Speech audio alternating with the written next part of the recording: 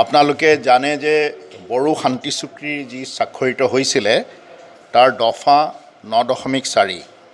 close 9.4 তাত অসম চৰকাৰ আৰু অসম আৰক্ষীৰ বিশেষ শাখাক এটা দায়িত্ব দিয়া হৈছিলে যে যিসকল প্ৰাক্তন NDABৰ সদস্য আছে তেওঁলোকক স্কিল ডেভেলপমেণ্ট বৃত্তিমূলক প্ৰশিক্ষণ বা এণ্টাৰপ্ৰিনিয়ৰশ্বিপ এই ধৰণৰ কিছুমান প্ৰশিক্ষণৰ ব্যৱস্থা কৰিব লাগে যাতে তেওঁলোকে যি আৰ্থিক সাহায্য পাব সেই আৰ্থিক সাহায্য ভালদৰে যাতে তেওঁলোকে ব্যৱহাৰ কৰিব পাৰে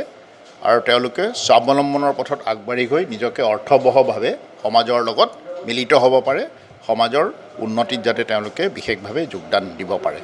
এতিয়া আপোনালোকে জানে যে যোৱা 20 তাৰিখে কোকৰাঝাৰত আমি প্ৰশিক্ষণৰ শুভাৰম্ভ কৰিছোঁ BTCৰ মাননীয় মুখ্য কাৰ্যবাহী সদস্য ডাঙৰীয়াই প্ৰমোদ বড়ো ডাঙৰীয়াই এই প্ৰশিক্ষণ কাৰ্যসূচীৰ শুভাৰম্ভ কৰিছিল আৰু এই ক্ষেত্ৰত SIPRD state institute of panchayat and rural development তেওঁলোকক বিশেষভাৱে দায়িত্ব দিয়া হৈছে আৰু মাননীয় মুখ্যমন্ত্ৰী ডাঙৰীয়া আমাক নিৰ্দেশ দিছে যে অহা ছেপ্টেম্বৰ মাহৰ ভিতৰত এই প্ৰশিক্ষণ কাৰ্যসূচী আৰু তাৰ লগতে যি আৰ্থিক অনুদান পাবলগীয়া আছে সেইখিনি শেষ কৰি দিব লাগে তেওঁলোকক সম্পূৰ্ণভাৱে গতিকে এই ক্ষেত্ৰত আমি আগবাঢ়ি আছোঁ কোকৰাঝাৰত আমি 3 দিনত প্ৰায় আমাৰ টাৰ্গেট আছিলে 1200 কিন্তু মানুহৰ মাজত উৎসাহ বেছি প্ৰায় 2000 মানুহ আহিছিলে আমাৰ প্ৰায় 2000 মানুহৰ ট্ৰেইনিং দিয়া হৈছে ইয়াত চিৰাং ডিষ্ট্ৰিক্টত জিলাত আমি 361 জন সিলেক্ট কৰিছোঁ তাৰে পৰা আমাৰ বিশেষজ্ঞ যিসকল এক্সপাৰ্ট SIRB তেওঁলোকে কৈছে গ্ৰুপবিলাক সৰু হ'লে ভাল হয় ইণ্টাৰেকশ্যনটো ভাল হয় আৰু তেওঁলোকক কথাবিলাক খুব ভালদৰে বুজাই ক'ব পাৰি সেইকাৰণে আমি ইয়াত 361 জন মানে 120 জনকৈ প্ৰতিদিনে মাতিছোঁ আজি 120 জন আহিছে আপোনালোকে দেখিছে তাত NDAB-P NDAB-RD আৰু NDAB-S এই সংগঠনকেইটাৰ পূৰ্বৰ যি সদস্যসকল তেওঁলোক আহিছে আৰু SIPRDৰ বিশেষজ্ঞসকলে তেওঁলোকক খুব পুংখানুপুংখভাৱে কথাবিলাক বুজাই কৈছে তাৰপিছত এইখিনি শুনাৰ পিছত তেওঁলোকে তেওঁলোকৰ যি মনোভাৱ প্ৰকাশ কৰিব তাৰ যোগেদি আমি যি এপ্টিটিউড মেপিং সেইখিনি কৰিম মানে কোনে কি কামৰ প্ৰতি বেছি আগ্ৰহ প্ৰকাশ কৰিছে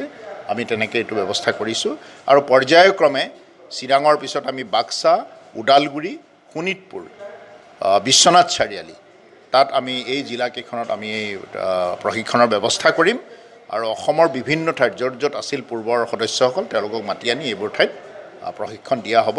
হয়তো যেতিয়া কোভিড পৰিস্থিতি উন্নতি হ'ব তেতিয়া আমি গুৱাহাটীতো আছে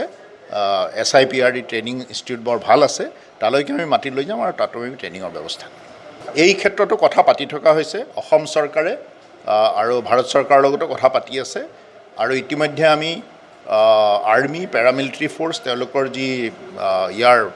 অসমৰ যিসকল উচ্চ পৰ্যায়ৰ বিষয়া আছে তেওঁলোকৰ লগতো আলোচনা কৰিছোঁ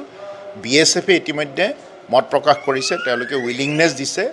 যে আমি তেওঁলোকৰ প্ৰি ৰিক্ৰুটমেণ্ট যিখিনি ট্ৰেইনিং সেইখিনি কৰাই দিম কোভিড পৰিস্থিতিটোৰ কিছু উন্নতি হ'লে আমি সেই প্ৰি ৰিক্ৰুটমেণ্ট কোচিং বা ট্ৰেইনিঙৰ ব্যৱস্থাও কৰিম আৰু তেওঁলোকৰ যাৰ বয়স বা যোগ্যতা অনুসৰি যি তাৰ কাৰণে উপযুক্ত হ'ব নিশ্চিতভাৱে তেওঁলোকৰ ব্যৱস্থা কৰা হ'ব